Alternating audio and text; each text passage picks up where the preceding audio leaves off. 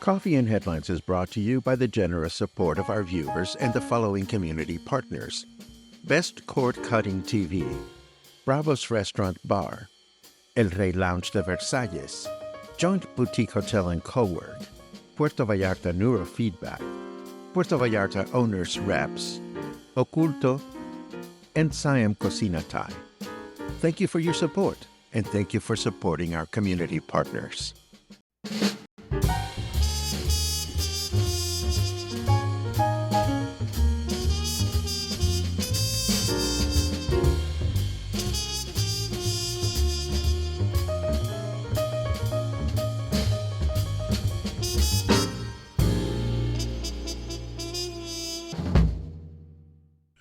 We're back. Good morning, everyone. Welcome back to Coffee and Headlines. This is our morning get-together live here on Facebook, and it's Thursday, and I'm wearing yellow, and it's November 7th, and the weather is wonderful, and I hope you are doing great. Today we have some news to share, and we have all kinds of fun and interesting things that I want to tell you.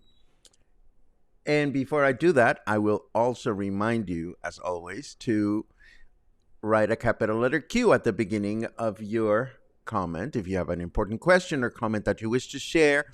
Or if you are watching live for the first time, you want to let us know, just add a capital letter N. We'll be so happy to give you a nice little welcome to our broadcast. Today we had a fun spotlight with Carmen Porras. I'll tell you a little bit about that as well. But first, let's get to the news that have to do with local cops that got themselves in deep doo-doo. I tell you, if you are going to ask for a mordida or a bribe, if you're a cop and you stop someone and you ask for a bribe, at least be subtle and make sure that you're not being recorded.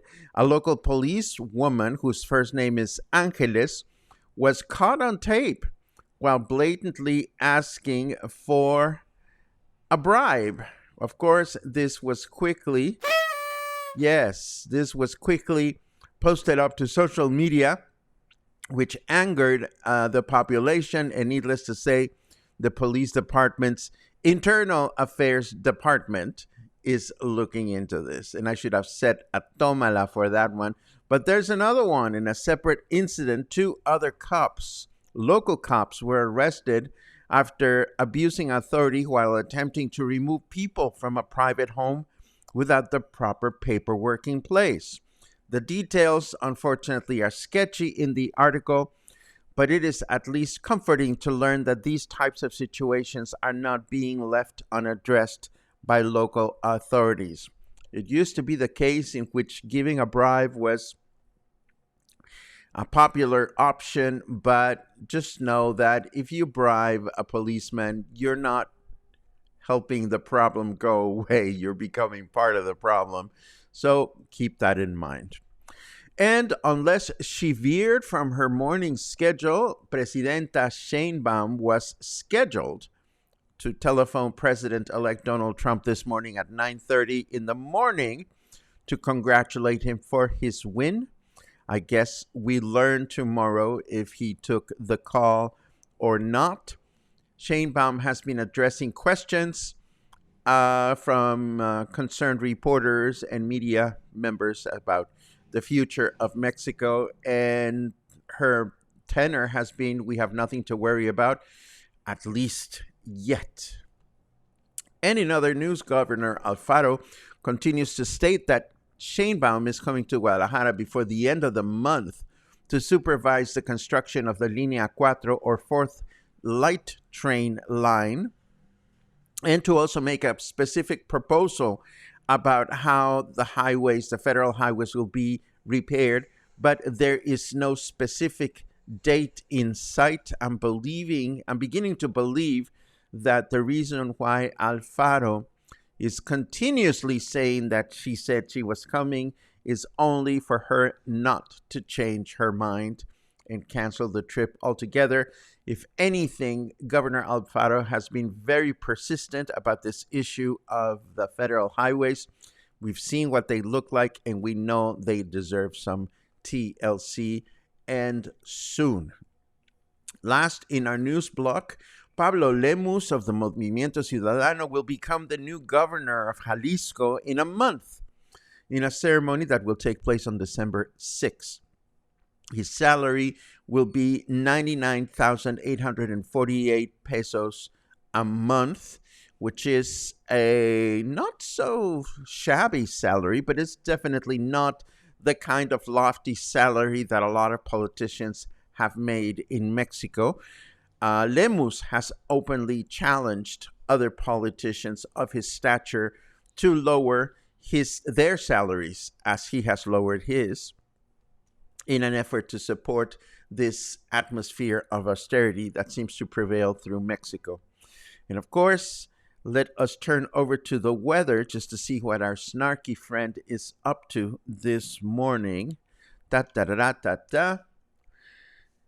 Isn't it weird how election fraud wasn't a problem this time? Well, I'm not touching that one. But I'm beginning to wonder all kinds of things. But I'm not going to go there. It is 28 degrees right now. Humidity is at 72%. Our weather forecast for today tells us that we're going to have clear skies this morning with rain in the afternoon, a high of 31 and a low of 23. Then tomorrow, Friday, we will enjoy partly cloudy skies throughout the day with a high of 31 and a low of 24. And then Saturday, we'll have mostly clear skies in the morning with mostly cloudy skies in the afternoon, a high of 31 and a low of 23. Moving right along, Vallarta en Línea has published a little reminder of the Vallarta Grill Festival, which will take place this coming Sunday at the International Convention Center. This is a family event with a special area for children and such, and it's a great opportunity to eat a ton of meat. That's what a grill festival is all about. And then, this is a little sketchy. It comes from Cinepolis, but some of you might be interested. If your Spanish is good, Cinepolis has announced the screening of six films from the classic Mexican cinema years to be scheduled this coming week. It's a limited release. Information is sketchy. I couldn't find anything on the website, but there are great films produced between the 40s and the 60s to enjoy. More than likely, these will be screened without any English subtitles. So what I would do is I would keep checking on the Cinepolis website to see if the films will actually be screened or not. And I'm wondering whatever happened to Conclave. Conclave is a film that I was really looking forward to seeing. It's been getting good reviews in the United States, but it's nowhere to be seen in the local scheduling. So again, how Cinepolis goes about choosing what movies will be screened and which movies will not is a big mystery to me. And yesterday, we had a lovely spotlight with Carmen Porras, who proceeded to tell us about how she is adapting Thanksgiving to a Mexican-style Thanksgiving. And she told us the story of how she was... She persuaded some guests that wanted to do a private dinner. They wanted to have a private Thanksgiving dinner. And she said, well, respectfully, we'd love to do it, but we know very little about how these things are prepared. We will be very happy to prepare a Mexican-style Thanksgiving for you. And she did, and it was a huge success. And now they are offering that experience in a public dinner. So I will leave you with a link to yesterday's interview so that you can enjoy it. I will put it in the show notes. And this brings us to the end of what I have. Let's take a look at what you have. Oh, and of course, the new link for to register for the next spotlight will be included in the show notes today.